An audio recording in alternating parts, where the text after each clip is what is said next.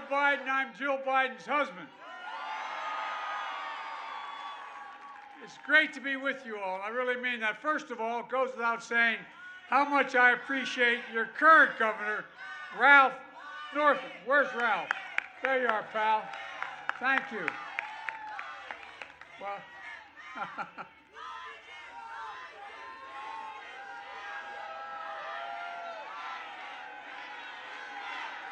that's all right. Let him go. Let him go. That's okay. That's all right. Why don't you hang out and talk to me after this is over, okay? Well, thank you. Look. Thank you, thank you, thank you. That's right. This is not a Trump rally. We let him holler. We let him holler. I also like to thank members of the congressional delegation that are here. Don Beyer, I think Don's here. Lena Loria, Bobby Scott, Abigail Spanberger. They're all over there. I don't. And Senator Tim Kaine and Jennifer Wexton. Folks, they've been critical in our efforts to make historic investments in our nation and our people. And of course, it's great to be here with Dorothy and Terry McAuliffe. Folks, it's time. It's time. 1 week to make those phone calls and knock on more doors. 1 week to get out the vote. And 1 more week to elect Terry McAuliffe, your governor of the state of Virginia. You all know the stakes. And here are a few things I want you to remember. First, you don't have to wonder what kind of governor Terry will be, because you know what a great governor he was. Wasn't just because of what he promised, it's what he delivered. On his watch, Virginia's economy boomed. 200,000 jobs created. He made a record addition of $1 billion investment in education, expanding preschool and resources for public schools in lower-income communities, and gave teachers a raise. Now, I must say parenthetically, the real reason I'm here tonight is my wife, Jill, teaches full-time at Northern Virginia Community College. And Terry's going to be her boss.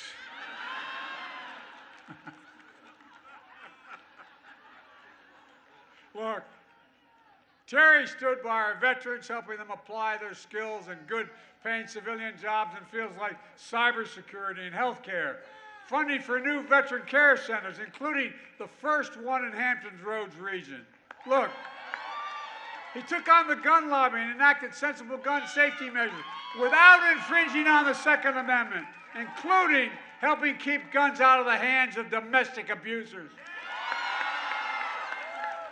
Virginia, you know Terry. You know his record. He was a great governor. If you re-elect him again, he'll be another 4 years as a great governor. But look, how well do you know Terry's opponent? Well, just remember this. I ran against Donald Trump. And Terry is running against an acolyte of Donald Trump. Terry's opponent doesn't like to talk about how, very much now, but to win the Republican nomination, he embraced Donald Trump. He started his campaign by saying that the #1 issue in the race was he called for election integrity. Now this guy said he's calling for election integrity. Now, why did he do that? Because he wanted to hear Donald Trump? It was a price he'd have to pay for the nomination, and he paid it. But now he doesn't want to talk about Trump anymore. Well, I do.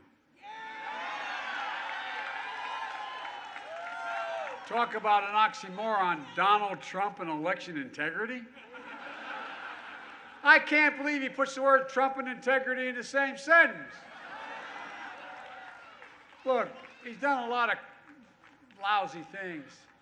But when my friend, General Colin Powell, died, his integrity, a man of incredible integrity, they certainly go together with Colin Powell and integrity, a decorated American hero, which is why the attack just leveled by Trump against General Powell was so offensive. I'd say it's unbelievable, but it's not. Trump did the same thing about John McCain. That's who Donald Trump is.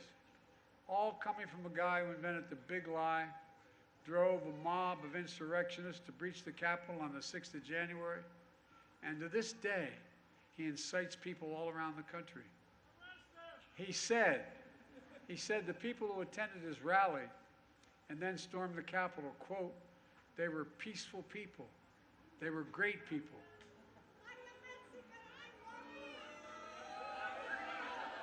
Well, God love you. I'm glad you're here. Virginia, you know better. You saw it with your own eyes. Many of you were there. Some of you risked your lives. The anger, the rage, American flags turned into spears, a noose, a gallows, police assaulted and killed, death threats against elected officials and public servants, carrying the most sacred act of a democracy, certifying a free election. The breach of the Capitol that didn't even happen during the Civil War. To Donald Trump, the insurrection isn't a violent assault that took place on January 6th at the Capitol. No. To Trump, the insurrection was the November 3rd election, when more Americans voted than had ever voted in all of our history. That's the big lie that Terry's opponent embraced. And it prompted the Washington Post to write something about Terry's opponent every Virginian should read before they vote. And I quote, Glenn Youngkin has failed the character test. He has indulged and encouraged Republicans to have swallowed former President Trump's lie that last year's presidential elect was stolen. Mr. Youngkin chose to dignify a fundamental fiction that is subverting our system rather than standing squarely for the truth. In doing so, he proved himself unfit for office, end of quote. I've not seen many editorials written that strongly in my career. Heck, just to look how he's closing his campaign. He's gone from banning a woman's right to choose to banning books written by a Pulitzer Prize and Nobel Prize winning author, Toni Morrison. My wife Jill went to Princeton to interview her, taught her book. Let's be clear. This is a guy who doesn't know much about anything. A woman's right to choose is very much at risk because of what's happening in Texas. If you want to protect a woman's right to choose in Virginia, you need a governor absolutely committed to protecting that right. And Terry has made it clear. He'll be a brick wall against anyone trying to take that constitutional right away.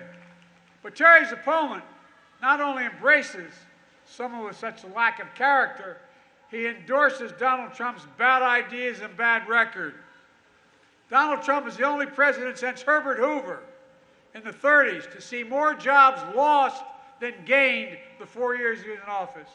In just 9 months of our administration, we've created more jobs than any president has in the same period of time in American history. When Donald Trump left office, there were only about 2 million people fully vaccinated. In just 9 months, in our first year, over 190 million Americans are now fully vaccinated. Trump, I love this one.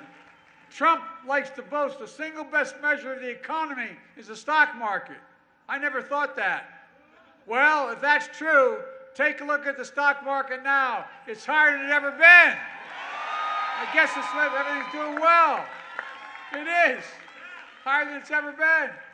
Not only that, more people are working today than just before the pandemic started. Household wealth is up. People are buying more things. Manufacturing is up. We're on the move, but we're on the right track. We got more to do. So if you're looking for someone who's going to keep your economy going and growing, the man behind me is the guy to get it done. He'll do it again. In fact, we're taking a page from Terry's book when he was governor and when he'd be governor next time. We're emerging from this pandemic. We want to expand pre-K for 3- and 4-year-olds, millions of free care students. That's what's in my Build Back Better initiative. Studies show that when you do this, you increase by 58% the chances of a child will complete the rest of their education in high school and beyond. And what better, we want better roads, bridges, and airports. Well, take the new bridge that will be built next to the 117-year-old Long Bridge in Arlington. This will be a dedicated corridor to passenger rail and reduce traffic bottlenecks in freight rail. It'll be a game changer. Right now, 13% of Virginia households don't have the internet. As we said during this pandemic, no parent should have to park in a McDonald's parking lot to have access to their internet for remote learning. Think about that. Terry wants every single Virginian to have access to affordable high-speed internet, and I guarantee we're going to both do that. Right now, there are 10 million homes and 400,000 schools and child care centers in America that have lead pipes, including in their water. Look, folks, in America, every child should be able to turn on a faucet and drink clear water. Give that guy a drink of water, will you? Look, let me ask you this. Why is it that 20 years ago, a bottle of insulin for type 1 diabetes cost $32 a bottle? But today, the same exact formula, no change, costs $280 a bottle. Hear me? That's not only wrong, it's immoral. Terry wants to take the drug companies, and I do, bring down the cost of prescription drugs, and we can do that. There are nearly 2 million qualified women in America who are not working today because of child care.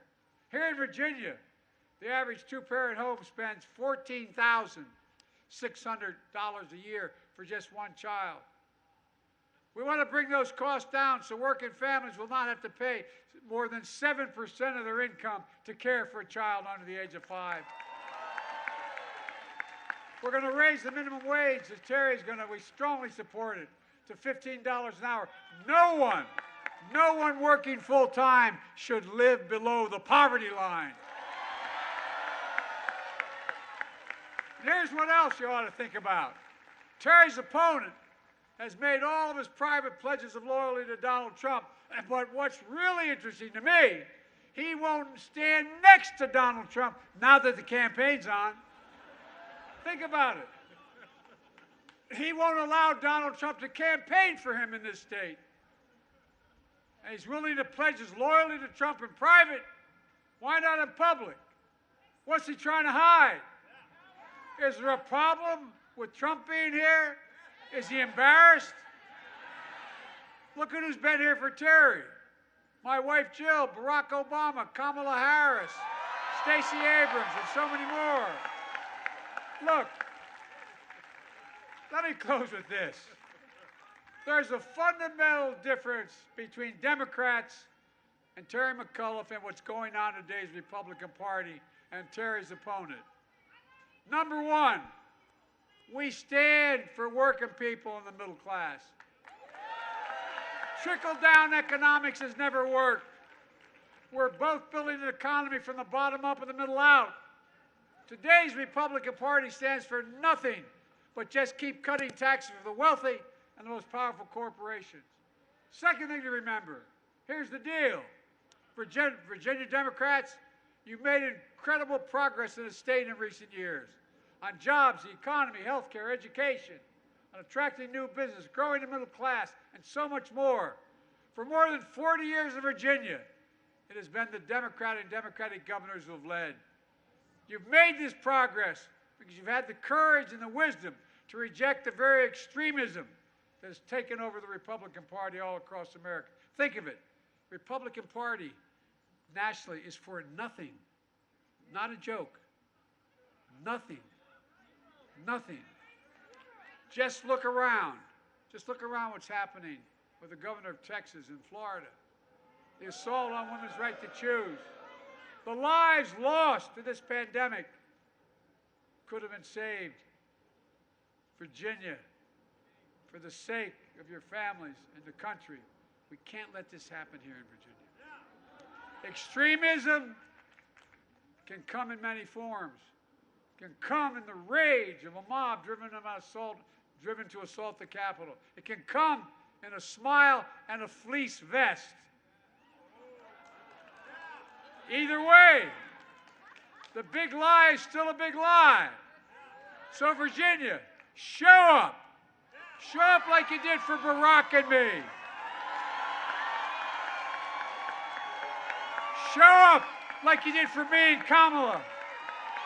And show up for a proven leader like Terry McAuliffe. Show up to protect the majority of the House of Delegates, to re-elect Mark Attorney General, elect Hollis Lieutenant Governor, Virginia. You can't take anything for granted, so vote. Vote early.